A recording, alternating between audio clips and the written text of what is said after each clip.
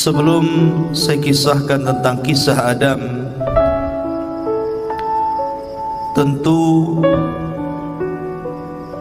sebelumnya Allah Subhanahu wa Ta'ala telah menciptakan makhluk pertama namanya Arsy. Karena sebelum Arsy diciptakan tidak ada zat kecuali Allah Subhanahu wa Ta'ala saja. Baru kemudian Allah Subhanahu wa Ta'ala ciptakan makhluk pertama, dan itulah makhluk yang paling besar yang disebut dengan Arsy. Tapi para ulama akidah mengatakan bahwa makhluk yang pertama kali diciptakan adalah Arsy, kemudian Qalam. Baru setelah Allah Subhanahu wa Ta'ala menciptakan Arsy-Nya, kemudian setelah itu menciptakan Qalam, dan Allah berfirman kepada Qalam, catatlah segala sesuatu yang akan terjadi sampai kiamat dibangkitkan. Maka Qalam pun kemudian mencatat seluruh takdir. Tidak ada satupun kecuali berdasarkan takdir Allah Subhanahu wa Ta'ala. Kemudian setelah Qalam tidak lagi mencatat karena kehabisan tinta dan telah kering, maka catatan itu diletakkan di Lauhil Mahfuz, yang kemudian Allah Subhanahu wa Ta'ala memerintahkan para malaikat untuk menjaganya. Dari sinilah kemudian Allah Subhanahu wa Ta'ala menciptakan langit dan bumi, dimulai dari hari Ahad dan diakhiri pada hari Jumat. Hanya 6 hari: Ahad, Senin, Selasa, Rabu, Kamis, Jumat.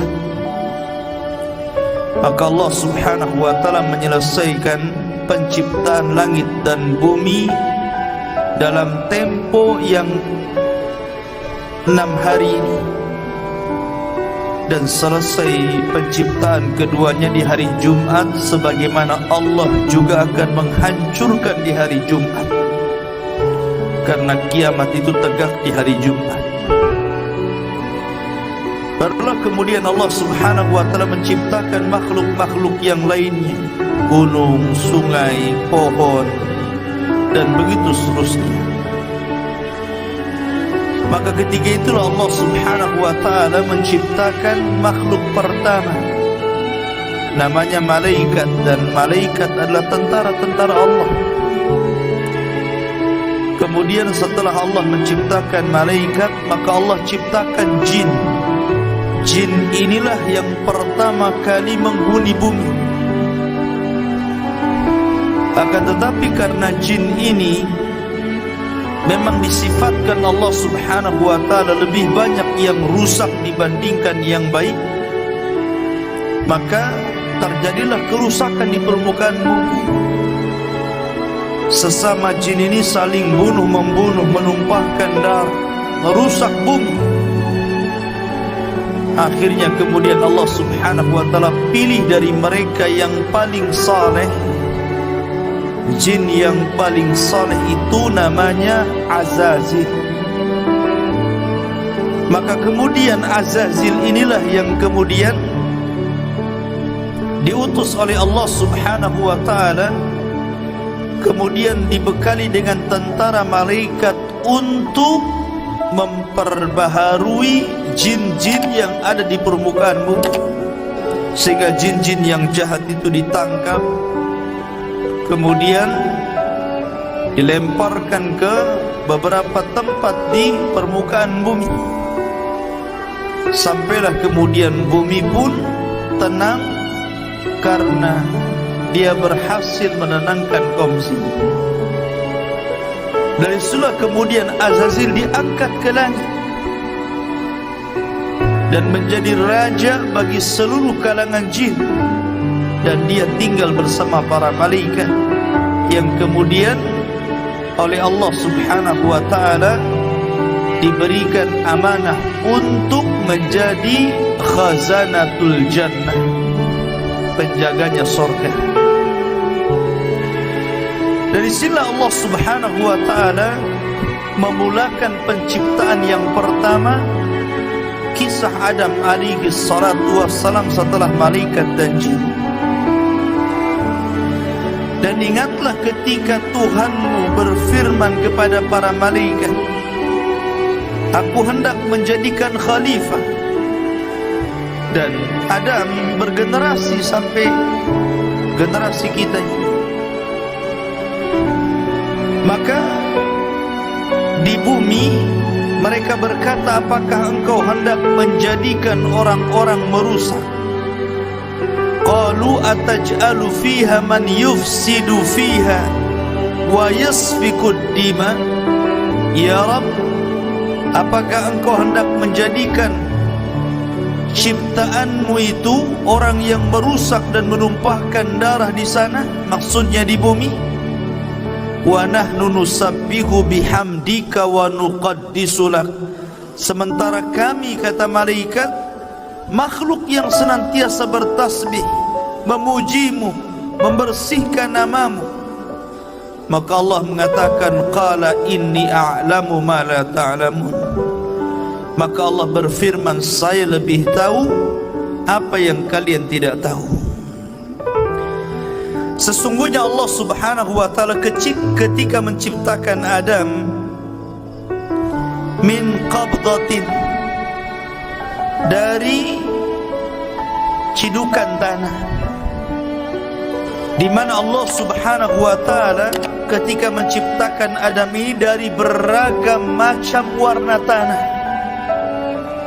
Ada tanah yang berwarna putih, ada tanah yang berwarna merah, ada tanah yang berwarna hitam, dalam riwayat ada tanah yang berwarna kuning, dan ada yang bercampur di antara warna-warna ini.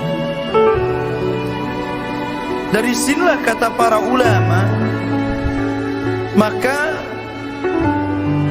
perbedaan warna-warna dari keturunan Adam alaihi salatu wassalam karena memang bahan baku Nabi Adam sendiri dari berbagai macam warna. Jadi kalau yang kulit hitam, ya dari tanah hitam. Kalau kulit putih, tanahnya putih. Kalau kulitnya kuning, tanahnya kuning. Artinya bahwa Allah Subhanahu wa taala menciptakan dari berbagai macam warna tanah, dan itulah menjadi keturunan Banu Adam.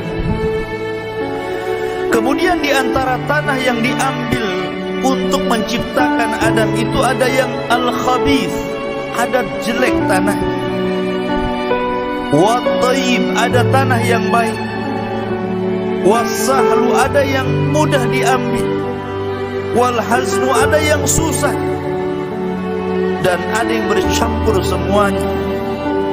Dari sini pula kemudian di antara turunan Adam ada yang jahat, ada yang baik, ada yang keras kepala, ada yang muda, ada yang lembut, begitu kan?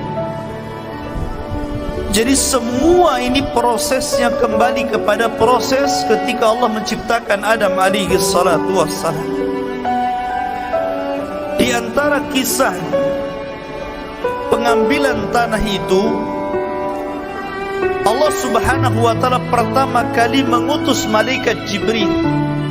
Jadi Allah itu utus malaikat Jibril untuk mengambil tanah yang ada di bumi. Tapi bumi menolaknya dan berlindung kepada Allah Subhanahu wa taala dari Jibril agar dia jangan sampai mengambil tanahnya. Akhirnya Jibril pun tidak bisa dan kembali kepada Allah. Kemudian Allah Subhanahu wa taala mengutus Mikail. Sama bumi pun berlindung kepada Allah dari Mikail dan tidak diizinkan untuk mengambil tanahnya. Akhirnya Allah subhanahu wa ta'ala mengutus malakul maut, malaikat kematian.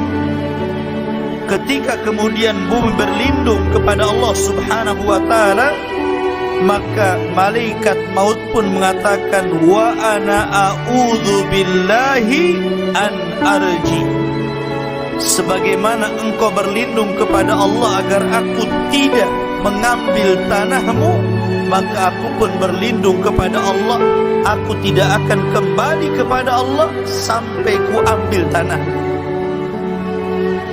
Akhirnya berhasillah malaikat maut mengambil berbagai macam tanah yang disebutkan di atas, kemudian diangkat ke langit.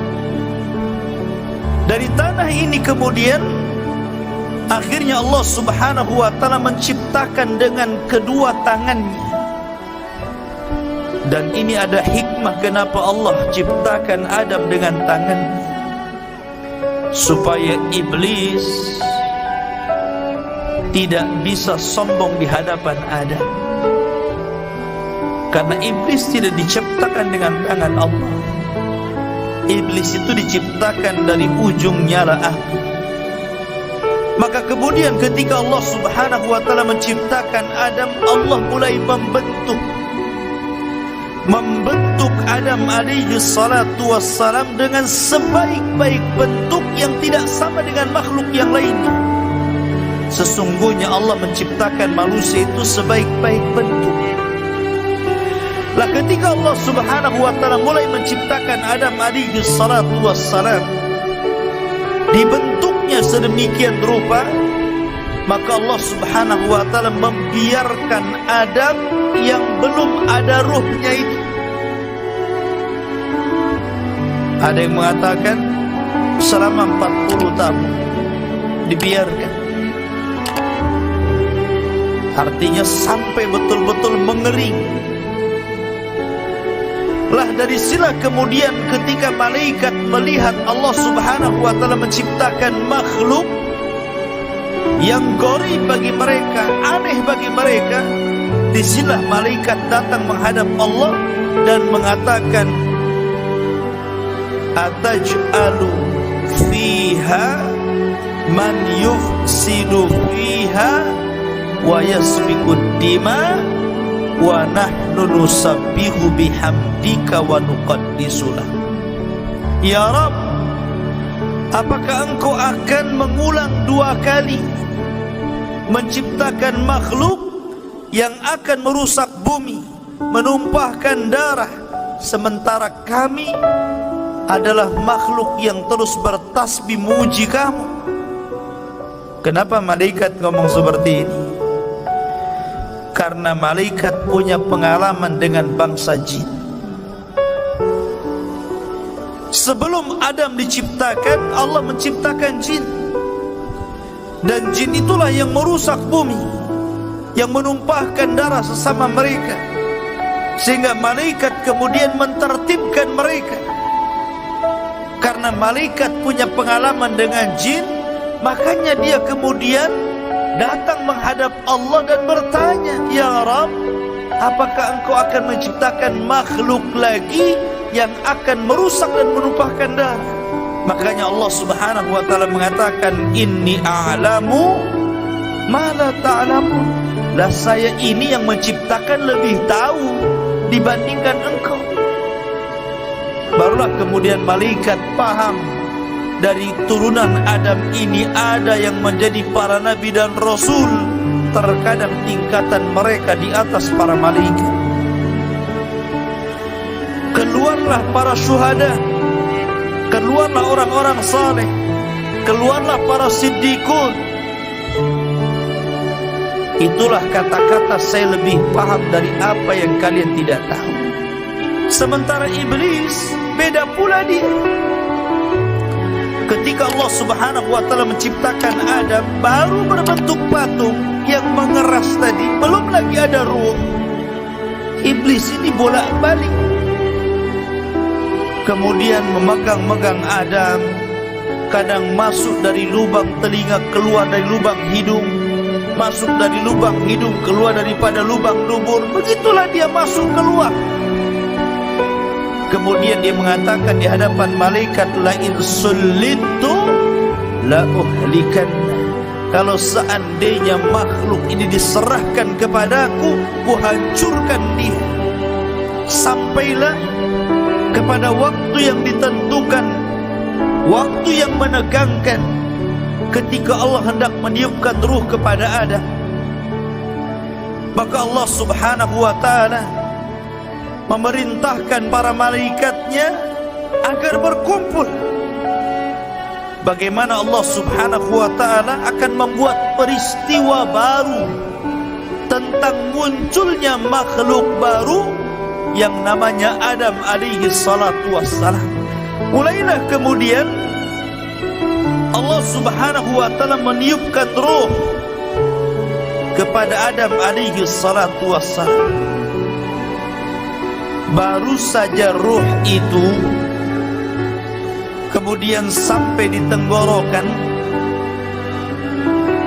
maka Adam alaihi salatu wassalam tiba-tiba bersin. Maka malaikat mengatakan, qul alhamdulillah. Maka kemudian Adam pun diperintahkan mengucap alhamdulillah. Maka ketika Allah mendengar Adam memuji Allah, maka Allah pun berfirman, yarhamuka rabbuk, Rabbmu telah merahmatimu. Masyarul muslimin yang dirahmati Allah subhanahu wa ta'ala. Kemudian ketika ruh terus masuk ke dalam jasad Adam alaihi salatu wassalam, dan mata pun sudah mulai melihat, rupanya Adam alaihi salatu wassalam berada di surga. Maka ketika Adam subhanallah ruhnya sempurna, dari setelah kemudian Adam langsung memakan buah surga, dan seluruh buah surga dihalalkan untuk dimakan kecuali satu, nanti kisahnya. Maka ketika Adam alaihi salatu wassalam sempurna menjadi manusia, birruhi wal jasad, ada ruh ada jasadnya, disitulah Allah subhanahu wa ta'ala memerintahkan malaikat untuk sujud kepada Adam. Maka Allah subhanahu wa ta'ala menggambarkan bagaimana malaikat ini tunduk patuh akan perintah Allah dan menghormat kepada Adam. Allah mengatakan, fasajadal malaikatu kulluhum ajma'un. Seluruh malaikat, bayangkan, tidak ada satupun malaikat yang luput. Seluruh malaikat sujud kepada Adam.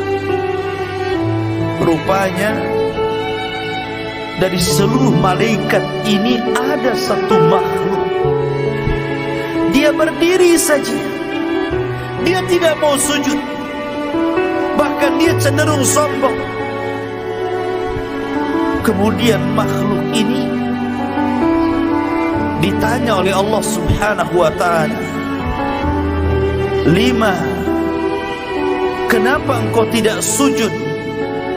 Lima khalaqtu biyadai, terhadap makhluk yang aku ciptakan dengan kedua tangan. Maka mulailah kemudian makhluk ini dia mengatakan, ya Rabb, saya kan lebih baik daripada dia.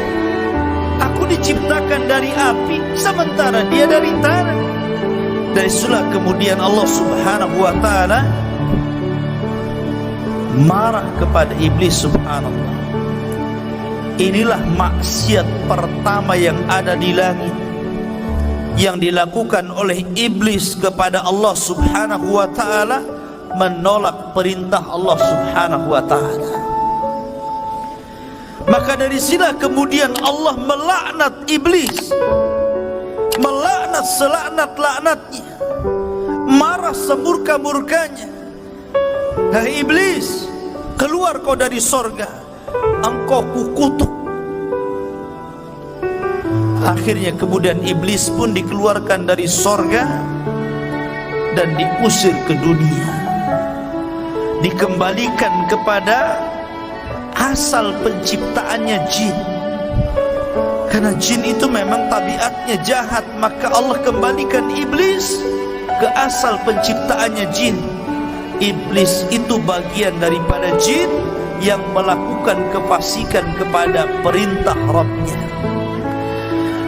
Setelah iblis diusir, maka Adam pun berjalan di sorga sendirian. Dan itulah kemudian ketika Adam alaihi salatu wassalam tidak nyaman hidup sendirian, kemudian dia pun tertidur. Tiba-tiba selepas bangun, di sampingnya ada perempuan. Dialah Hawa, diciptakan dari tulang rusuk yang paling bengkok dari tulang rusuk Adam alaihi salatu wassalam.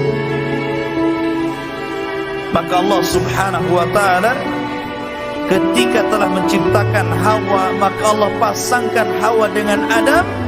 Ketika itulah Allah berfirman, uskun anta wa zawjukal jannah.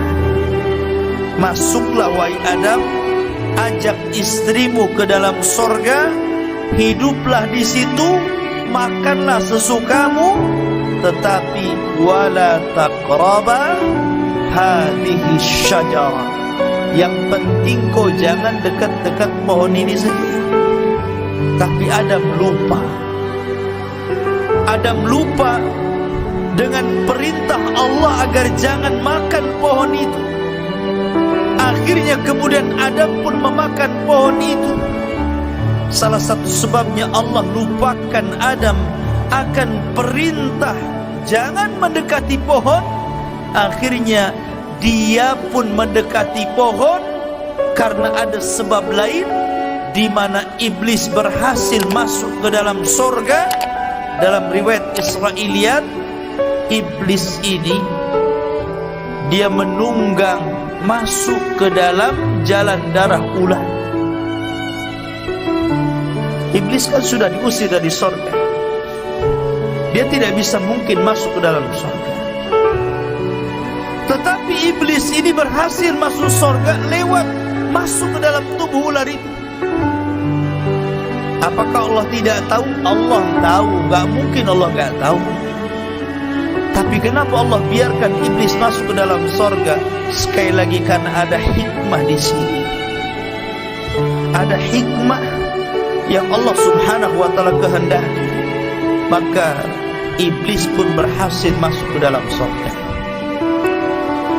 Maka kemudian dia pun menjelma sebagai manusia. Karena memang iblis itu bisa tasyakul, jin itu bisa berbentuk siapapun sesuai kehendaknya. Dia bisa berbentuk manusia, sama dengan malaikat bisa tasyakul.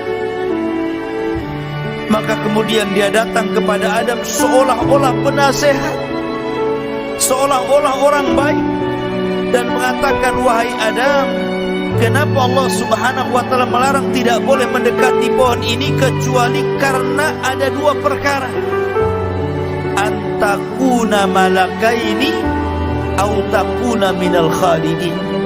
Boleh jadi kalau engkau memakan buah larangan ini, kalian berdua akan Allah jadikan malaikat, atau Allah akan kekalkan di sorga. Allah tidak mau engkau kekal di sini. Akhirnya mulai goyang Adam.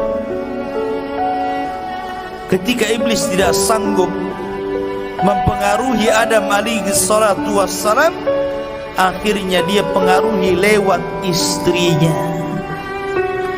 Kemudian juga Al-Imam Ibnu Katsir rahimahullahu ta'ala dalam kitab Bidayah wa Nihayah menjelaskan bahwa Adam ini memiliki perawakan yang tinggi, sittuna dzira'an, memiliki 60 hasta. Satu hasta itu setengah meter, berarti 60 hasta berarti 30 meter. Itu tingginya Nabi Adam. Kemudian lebarnya 7 hasta, berarti lebarnya itu 3,5 meter, tingginya 30 meter, dan memiliki usia yang panjang. ketika Allah Subhanahu wa taala kemudian takdirkan bahwa Adam alaihi salatu wassalam memakan buah larangan, akhirnya kemudian Adam pun diusir oleh Allah dari sorga. Qulna ihbitu minha jami'an, kami katakan keluar kalian semua. Hei Adam, hei Hawa, keluar kalian dari sorga. Maka di sini tiga makhluk diusir: iblis, Adam, dan juga Hawa. Mereka berjumpa di bumi. Ada yang mengatakan Adam diturunkan di India, sementara Hawa itu diturunkan di Mekah. Kemudian berjumpa di bukit Jabal Rahmah. Ada yang mengatakan Adam juga meninggal di India, ada yang mengatakan di Mekah, ada yang mengatakan di Syam. Allahu a'lam. Ya. Yang jelas kita tidak menetapkan yang tidak ditetapkan, hanya menukil beberapa kisah Israiliyat. Artinya bahwa Adam alaihi salatu wassalam kemudian diturunkan ke bumi. Maka akhirnya kemudian Adam alaihi salatu wassalam ketika sampai di bumi, Adam menangis sejadi-jadinya.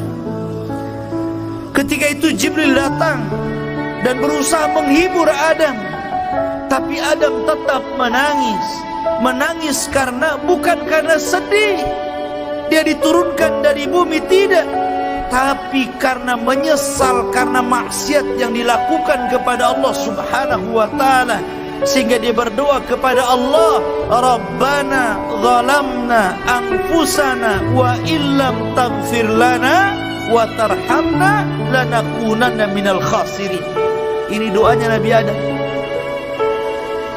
Tapi lihat iblis, ketika diusir dari sorga, bukannya minta maaf, bukannya minta ampun kepada Allah, malah minta yang lain pula. Dia mengatakan, fa'andirni ila yaumi yub'atsun, ya Rabb, tangguhkan aku sampai hari kau bangkitkan. Maka tangguhkan usiaku sampai kiamat dibangkitkan. Akhirnya Allah tangguhkan iblis. Makanya iblis itu satu-satunya jin yang tidak akan pernah mati. Ketika Adam sudah di bumi, Hawa sudah di bumi, dan Allah pertemukan keduanya, akhirnya kemudian diilhamkan untuk menutup aurat keduanya. Maka disinilah permulaan permusuhan antara iblis dan Adam serta anak keturunannya.